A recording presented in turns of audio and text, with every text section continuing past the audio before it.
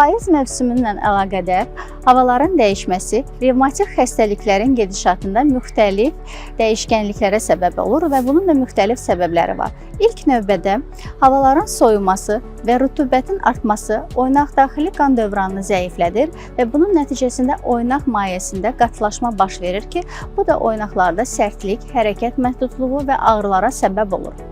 İkincisi, yenə rütubətin artması oynaqdaxili təzyiqi düşürür və zədələnmiş oynaqda oynaq kapsulasında və ətraf toxumalarda ödəm və şişkinlik yaradır. Üçüncüsü, payız mövsümündə günəş şüalarının azalması ilə orqanizmdə vitamin D səviyyəsi düşür.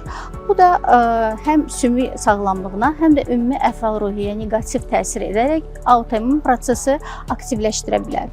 Və son olaraq digər xroniki xəstəliklərdə olduğu kimi də revmatik xəstəliklərdə bu dönəmdə halsızlıq, yuxusuzluq, yorğunluq kimi şikayətlər əmələ gəlir. Bunların qarşısını almaq və yaxud da profilaktik olaraq nə etməli?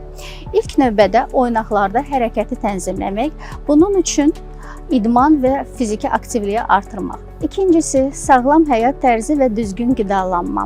Omega-3, vitamin D, kalsium, antioksidantlarla zəngin qida rasionu.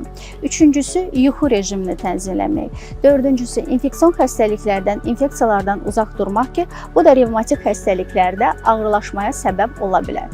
Əgər bütün dediyimiz bu faktorlara baxmayaraq bu şikayətlər sizdə davam edirsə, o zaman revmatoloqun məsləhəti ilə dərman müalicəsini yenidən tənzimləmək vacibdir.